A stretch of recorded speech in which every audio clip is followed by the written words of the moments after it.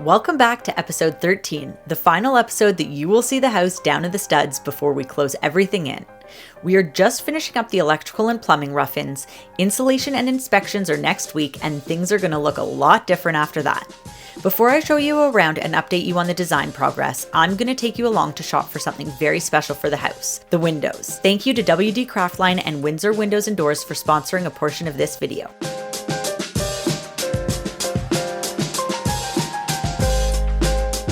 Today I'm at WD Craftline. This is one of the places that I am bringing you along sourcing with me. This is Wan Chen, our wonderful rep who I was introduced to by our extremely fantastic build team, Alaire. And when we were talking about sort of exterior construction materials and some of the more detailed things that we needed to look at the beginning of the process, windows obviously were in that. Fraser and I have renovated a few different houses in the past and every one of them had vinyl windows. We put vinyl in no problem. They're a great economical choice. Absolutely. And I think, we were always very happy with them. Then you blew my mind with the options for the wood aluminum clad ones and the different kind of options that we had and customizations we were able to do. So first thing you showed me, I think, was this. It was one of the corner windows. Because I'd never seen a vinyl profile like that. What was kind of your reasoning for introducing the two options? I know it's a great choice. A lot of people start the conversation because they're familiar with vinyl windows. Great energy performance, affordability, and great warranty. However, when it comes to artistically expressing the design vision, there's a lot more ways that we can express through the wood clad window. What was I most excited about after the window? Do you remember? It was like all of these. It was really important that the exterior and the interior were very cohesive, that I looked at it holistically. I didn't want there to be any confusion that you see the outside of the house and then you walk in and it's something totally different, right? Mm-hmm. So we went with the linen. Yes. Yeah, so the linen color, it's just slightly off-white, right? But it gives that depth and dimension. Right. What was kind of your reasoning for suggesting the Windsor line to us? So Windsor line is very designer friendly, I want to say, because they have not just different width on the profile, but they also have the depths. Right. And the depths create shadow lines, so it makes the window really pop. Was really excited about this particular feature when I first got introduced with the Windsor windows. And honestly, that was what got me so excited, was you were so excited, you were so passionate, and there were so many different opportunities, and I think we really, really nailed it. Always had like the goal of having a bifold window or a bifold door in my house. It's when we were planning out the kitchen and how we were gonna lay things out and where the outdoor kitchen was gonna be, I was like, okay, this is our chance, let's get a bifold window in there. Knowing that they were expensive, but I thought, it's still something that we can fit into the budget. After learning the price point of something like this and knowing that it might not be the most economical choice for us, you came up with an amazing solution. This bifold was our first choice. Yes. And then we talked about the multi-slide to potentially use for the pass-through. This is a door right now. We were talking about it in a window format. Yes. This door closed all the way and it has the flash track option which gives the seamless transition. However, both products are in the premium price range. Third option. Yes. So this is a window. Right now it's a single window. What we call this as a push out or a French window. So in Paris design, there's two windows side by side. You can potentially have a two wide French push out casement without the center post. Still have the pass-through feature without any obstruction. And this particular product comes with a roll screen. So you have the screen solution for the summer, you got the seal for the Canadian weather in the winter, and budget-wise, more than half of the saving. It was where I needed it to land, and my window is double, but this bar doesn't exist in the middle. And so it will just be a fully push out window that you can pass food right through, pass drinks. Fraser can cook me a burger, I don't know. And this was a solution that I didn't know existed, hadn't ever thought of, and I loved that you put it in my brain and we were able to work through what I wanted, but at a more practical price point. We're back at the house now, and as you can see, most of the windows have been installed. When I first pulled up to the house the other day and I saw the windows from the exterior, I was blown away. They have such a presence, even with the old finishes on the house that are soon to be changed. The windows have this like beautiful curb appeal, And I'm just so happy that we went the extra step and did these aluminum wood clad windows. So the exteriors are all finished in this linen color, and the interior windows, as you can see, are all white right now. They're just primed. So these are all going to be painted to match the trim and the doors that's going throughout the house. I wanted the windows to have a custom color on the interior side, which is why we went with just the factory finished priming, so that we could specify the particular colors inside the house for the interiors. You might notice things are looking a little different from last time. We officially went ahead and dormered out this side. So if you remember, we had previously determined that we were going to put a dormer right over here so that we could have enough head height for our new stair location. We had also decided to dormer out this side.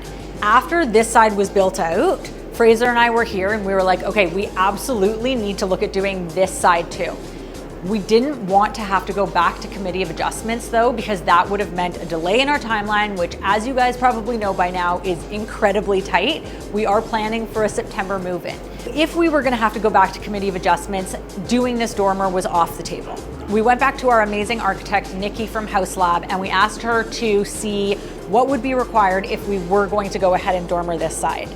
She gave us great news. We did not have to go back to committee of adjustments because our notice of decision actually included dormers on both sides of the houses and didn't specify exactly where. That allowed us to go ahead and do this side, which took about an extra 2 weeks, didn't actually slow down our timelines too much, and now this space is incredibly useful, totally usable on both sides. This side is still going to have built-in millwork, but now we're able to maximize it. Before, when it was going to be sloped, we were going to do just some built-in cabinetry on the bottom and maybe some desks underneath the angled wall. But now we're doing full height millwork on the sides, a low bench in the middle to act as a media unit, and the TV will go right in the middle.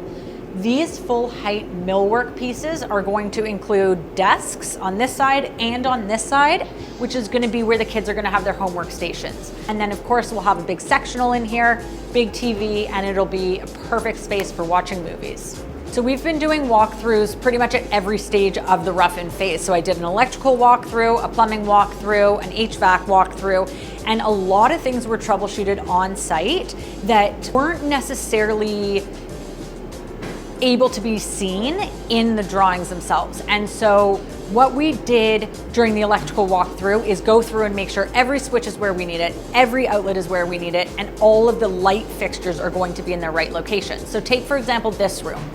On the drawings, before we had decided to dormer off this side, we had centered, we're gonna have like directional spotlights in this room, because you know me, I don't want pot lights anywhere if I can help it. Directional spotlights were going on this ceiling. But because we had based the drawing off of the room before it was going to have the dormer on this side, and then we dormered out this side, when I had done the walkthrough last week, I noticed that these 3 boxes were not centered with these 3 in terms of the spread in the room. So one of the things that was caught and that our electrician fixed is that I asked them to move these into their locations that they are now, whereas before they were actually further out. And so you would have walked into the room and this row of lights would have been closer to the ridge beam, this row of lights would have been further, and it didn't make sense. Because once we spray foam and drywall, I mean, you can go back if you need to, but it's really expensive and takes way longer than it should. So the goal is to not have any changes following these walkthroughs. Obviously made a lot of decisions to go with the in-floor heat based on the fact that it minimized the bulkheads. While I wish that we could have eliminated all bulkheads entirely, that wasn't possible if we wanted to have air conditioning. If we just did in-floor heat, no air conditioning, no bulkheads. But because we're putting air conditioning in this house, we did need to have some bulkheads. One of the biggest challenges that I found is that where the supply runs ended up being located made me reconsider how we were going to be able to use the space. And I didn't want the spaces to be determined how they were going to be used based on the duct runs. For example, there was a huge amount of space taken up by HVAC in the front entry closet. That meant that the closet wasn't going to actually be that functional for us as a family of 4. I'll take you into Fraser's office because you can see where it is now. All of this was actually in the ceiling of the laundry room about a week and a half ago. And to me, I was not that thrilled with it because that meant that we were gonna have to have this ceiling height in the laundry room at like 6'3". After some troubleshooting, after convincing the HVAC team that it was doable, we ended up moving this into what really isn't that much of a usable space in Fraser's office anyways. We can't build out this space because it's not part of our FSI allowance. Putting all of this ductwork in here and getting our laundry room back to the originally planned ceiling height of 8 foot something is way more important to me than compromising the ceiling height in the laundry room. We are standing in my son's room now, where all of the HVAC is pretty much roughed in.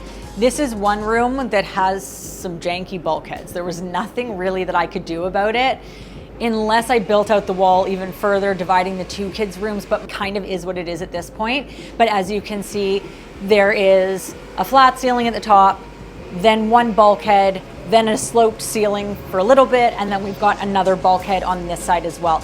Layered is a really great rug company that I just found while I was reading Homes and Gardens magazine, and I'm so excited because they really just nailed the colors that I want for the bedroom. It's the lovely rug palette. It's actually in kind of like a checkerboard plaid pattern. So this is not actually the pattern, but these are the colors, and I thought they just look really lovely together. Now we're in my daughter's room, and as you can see, she only has the one bulkhead here, and so not terrible. Hopefully, again, it will be minimized by this beautiful House of Hackney wallpaper that is going up on the walls. This one we had picked pretty much from the very beginning, and we haven't changed our minds, and my daughter is still as into this as she always has been. So this is the wallpaper. We are going bold with the matching drapes, and then the other rug from Layered that is for her is this one. And actually this one has a sticker on the back that you can see what the pattern is going to be. Last time we were in this room, we didn't really get to film much because there was a gaping hole in the walk-in closet. While being in the middle of winter, it was just way too cold to be in here, and there was a lot happening. So this time, it's quiet in here. I can show you guys what's going on. So there's a lot of infrastructure in this room. We have a duct run in our walk-in closet that I will show you guys in just a minute. And then they've now put the air conditioning vent locations up on our ceiling. When I was here last week and we were going through the HVAC details, I had the choice of where we wanted to put these AC ducts.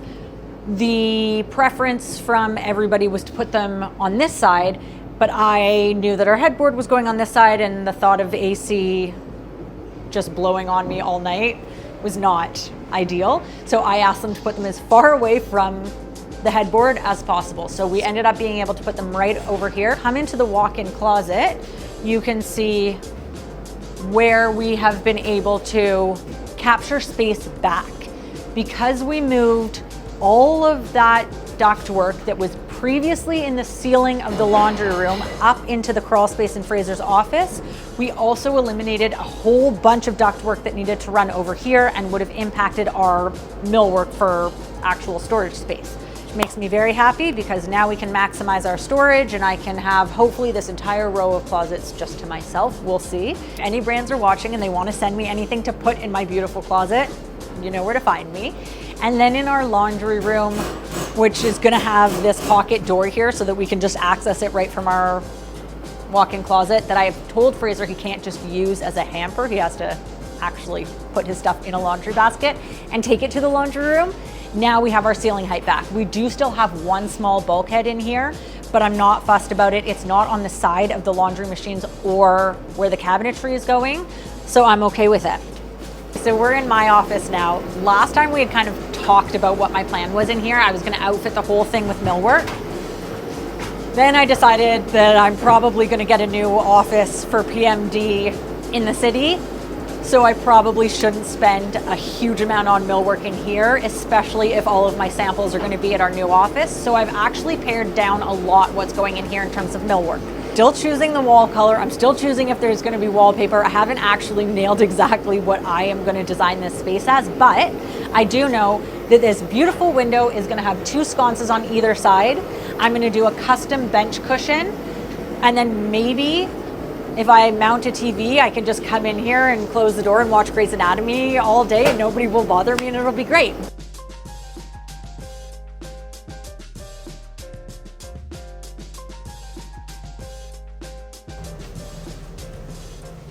Welcome